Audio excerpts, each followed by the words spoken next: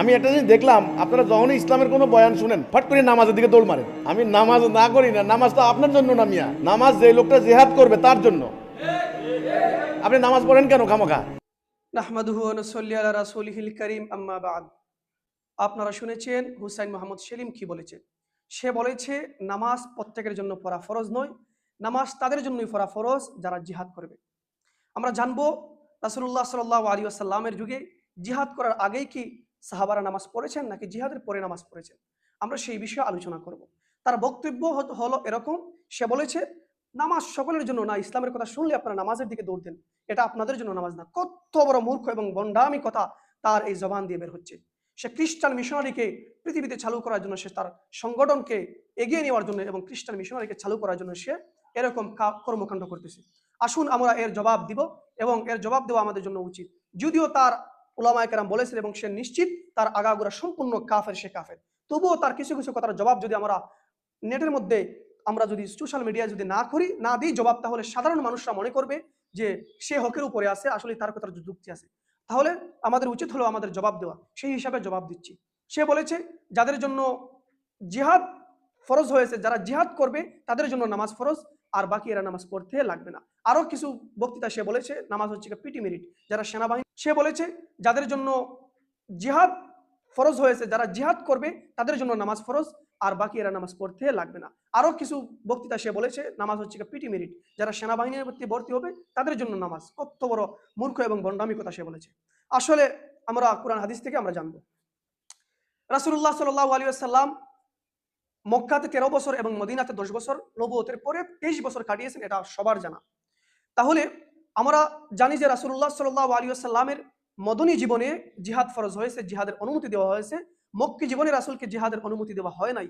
পুরা 13 বছর রাসূল শুধু মাইর খাইছেন, প্রতিপক্ষকে উল্টা জিহাদ করেন নাই, তাদেরকে তলোয়ার দিয়ে আঘাত করেন নাই, শুধু মাইরই খাচ্ছেন। কেন? বলে আল্লাহ জিহাদের অনুমতি দেন নাই। তাহলে কিসের অনুমতি দিয়েছিলেন? আল্লাহ অনুমতি দিয়েছিলেন সবার করার জন্য, নামাজের অনুমতি দিয়েছিলেন, নামাজের সাথে ধৈর্য ধারণ করার অনুমতি দিয়েছিলেন। আমরা জানবো জিহাদ কি আগে ফরজ হয়েছে নাকি নামাজ আগে ফরজ হয়েছে। জিহাদ করার পরে কি নামাজ পড়তে হবে নাকি জিহাদ করার আগেও নামাজ পড়া যাবে, সেই বিষয়ে আমরা আলোচনা করব। আমরা প্রথমেই নামাজের নির্দেশ সম্পর্কে আলোচনা করব। আল্লাহ রাসূল নামাজের নির্দেশ দিয়েছিলেন মক্কি যুগের একদম শুরুর দিকে, নবুয়তের একদম শুরুর বছর, প্রথম বছরে যে আয়াতটি রাসূলুল্লাহ সাল্লাল্লাহু আলাইহি ওয়াসাল্লামের উপর নাযিল হয়েছিল, সেই আয়াতটি হলো সূরা মুজাম্মিলের 20 নম্বর আয়াত। আল্লাহ রাব্বুল আলামিন বলেন ফাকরাউ মা তায়াসসারা মিনাল কুরআন। এই আয়াতের একদম শেষ দিকে রয়েছে ওয়া আকিমুস সালাহ। আল্লাহ বলেন কোরআনের তোমাদের যেই জায়গা সহজ মনে হয় সেই জায়গা থেকে তোমরা পাঠ করো, ওয়া আকিমুস সালাহ, এবং নামাজ কায়েম করো। তাহলে আমরা দেখছি এই আয়াতটি মদনী নয় বরং কি মক্কি। সূরা মুজাম্মিল মক্কি সূরা, মক্কার জীবনে রাসূলের মক্কার জীবনে সেই সূরা নাযিল হয়েছিল। তার মানে বোঝা গেল জিহাদের আগে নামাজ ফরজ হয়েছে, নামাজের নির্দেশ দেওয়া হয়েছে। 2 নম্বর, আল্লাহ রাব্বুল আলামিন 5 ওয়াক্ত নামাজ যে মুসলমানদের উপর ফরজ করেছিলেন, এটা কবে ফরজ করেছিলেন? এটাও মদনী যুগে নয় বরং মক্কি যুগে ফরজ হয়েছিল। রাসূলুল্লাহ সাল্লাল্লাহু আলাইহি ওয়াসাল্লাম মেরাজের রাত্রিতে, সেই মেরাজের রাত্রিতে 27শে রজব নবুয়তের 10ম বছর 5 ওয়াক্ত নামাজ উম্মতের উপর ফরজ করা হয়। আল্লাহ রাব্বুল আলামিন সূরা বনী ইসরাঈলের 78 থেকে 79 নম্বর আয়াতের মধ্যে বলেন আকিমিস সালাতা লিদুলুকিশ শামসি ইলা গাসাকিল লাইলি। এই পুরো আয়াতের মধ্যে আল্লাহ সুবহানাহু ওয়া তাআলা 5 ওয়াক্ত নামাজকে ফরজ করেছেন উম্মতের মধ্যে। এই আয়াতটি নাযিল হয়েছিল কবে? জিহাদের পরে।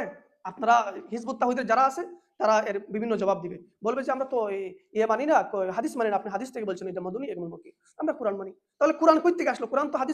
কোরআন তো আসছে রাসূলুল্লাহ সাল্লাল্লাহু আলাইহি ওয়াসাল্লামের যুগে সাহাবায়ে কেরাম থেকে। তো সাহাবায়ে কেরামকে যদি না মানেন তাহলে কি হবে? সাহাবায়ে কেরামকে কোরআনের যে মক্কি সূরা মদনী সূরা এগুলোকে করেছে, এগুলো তো সাহাবায়ে কেরাম লিপিবদ্ধ করেছেন, তাই তো? তো যাই হোক, তাহলে 5 ওয়াক্ত নামাজ ফরজ হয়েছে মেরাজের রাত্রিতে। এটা রাসূলের মক্কি জীবনের 10ম বছর, নবুয়তের 10ম বছর সেই 5 ওয়াক্ত নামাজ উম্মতের উপর ফরজ করা হয়। জিহাদের আগে না পরে? বলে জিহাদের পরে। না না না, নট, জিহাদের আগে এই আয়াত নাযিল হয়েছে। মানে জিহাদ ফরজই হয় নাই, জিহাদের আদেশই দেওয়া হয় নাই, এর আগে আল্লাহ নামাজের আদেশ দিয়েছেন। তার মানে বোঝা গেল জিহাদ করুক বা না করুক কোনো মানুষে, তার উপর সর্বপ্রথম ফরজ হলো নামাজ।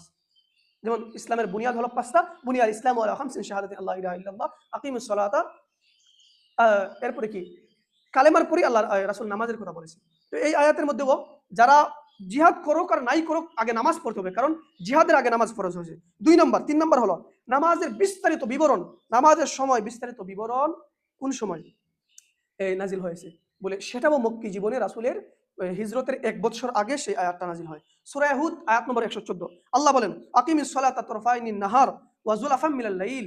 আল্লাহ বলেন যে দিনের দুই প্রান্তে রাতের কিছু অংশে তোমরা নামাজ পড়ো। নামাজের পুরা বিস্তারিত বিবরণ সেই আয়াত মক্কি, রাসূলের মক্কা জীবনে নাজিল হয়েছে এই হিজরতের 1 বছর পূর্বে। তাহলে জিহাদ ফরজ হয়েছে হিজরতের পরে, আর নামাজের নির্দেশ, ফরজ, পুরা বিবরণ, সম্পূর্ণ আয়াত এগুলা নাজিল হয়েছে রাসূলের মক্কি জীবনে। মানে জিহাদ ফরজ হওয়ার আগে নামাজের নির্দেশ দেওয়া হয়েছে। তার মানে বোঝা গেল কি, জিহাদ করা সবার উপর ফরজ না। উলামায়ে কেরাম বলে এটা ফরজে আইন। কোনো সময় জিহাদ করা ফরজ হবে, সব সময় জিহাদ করা ফরজ না। নামাজ সব সময় ফরজ, সব সময় নামাজ ফরজ।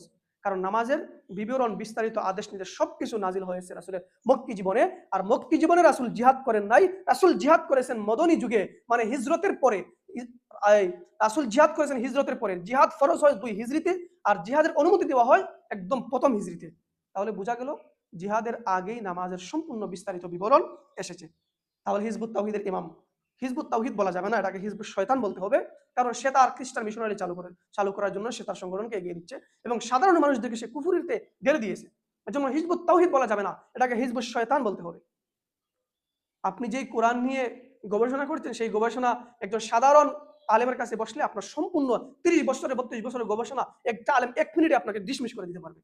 আপনি তো উলামায়ে কেরামের সাথে বসতে চান না বাহাসে। যদি বসতে চান তাহলে আমাদের বড় বড় উলামায়ে কেরাম লাগবে না, আমরা সাধারণ যারা আছি তারাই আপনাকে একদম ডিসমিস করে দিবে। আপনি বসবেন না এটা জানা আছে।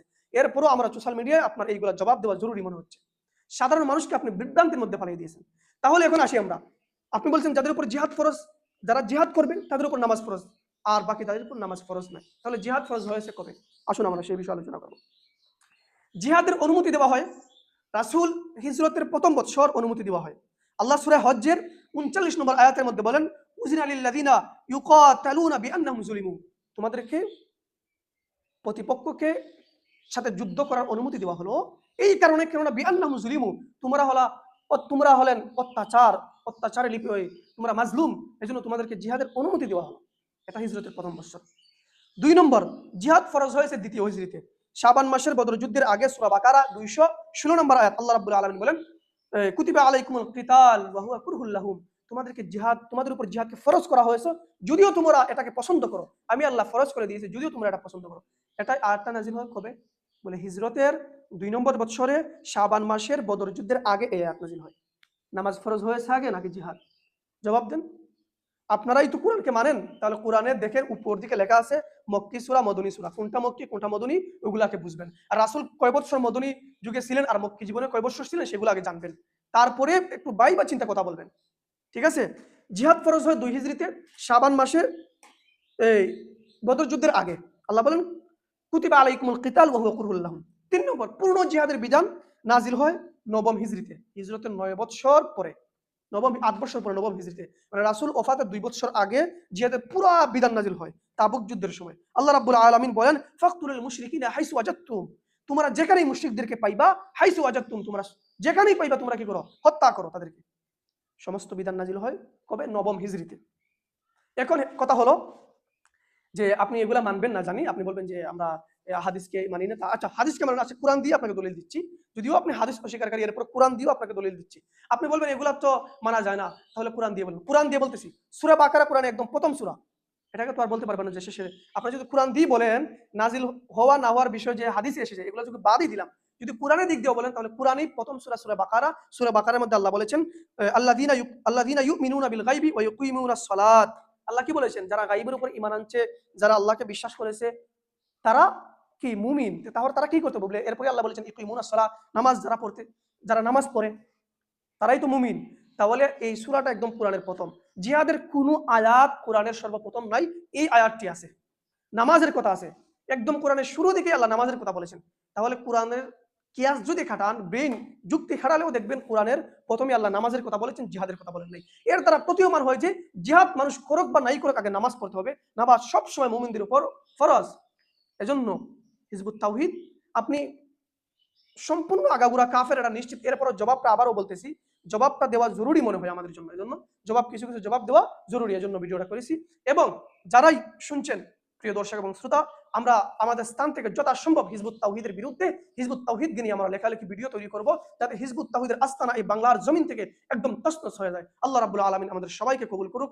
আমিন ওয়া আখিরি দাওয়ানা আলহামদুলিল্লাহি রাব্বিল আলামিন।